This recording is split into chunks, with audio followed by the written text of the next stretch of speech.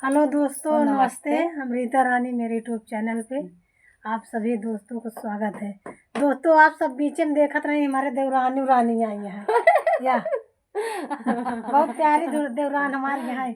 लाइक subscribe सब क्यों करा मैं देवरानी के लिए आप सबके बीच लेके आई है नहावन का गीत भजन।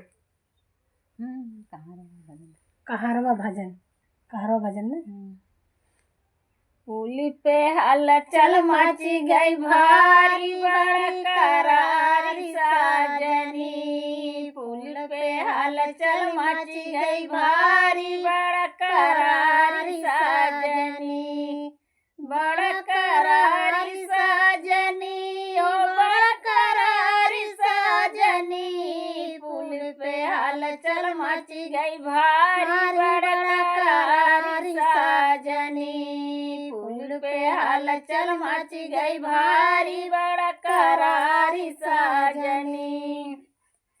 बीफैन का परनावन चले देहाती मेला भैया चले देहाती मेला। बीफैन का परनावन चले देहाती मेला भैया चले देहाती मेला। पुल के ऊपर भीड़ भैया होई गई ठेली ठेला। पुल पे हलचल मची गई भारी बड़ करारी साजनी। पुल पे हलचल मची गई भारी बड़ करारी साजनी।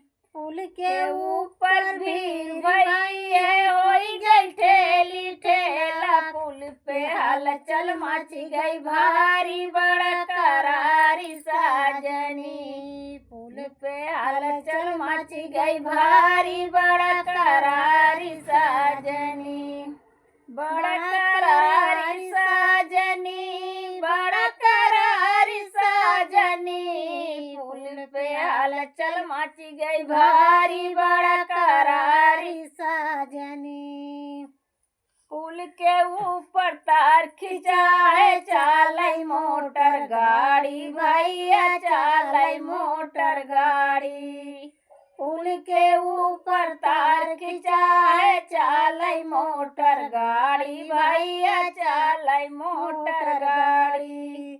बिचवा से पुल टूट गई नारे नारी के करे घरवा का परानी बड़ करारी साजनी। के करे घरवा का परानी बड़ करारी साजनी। बड़ करारी साजनी बड़ करारी साजनी।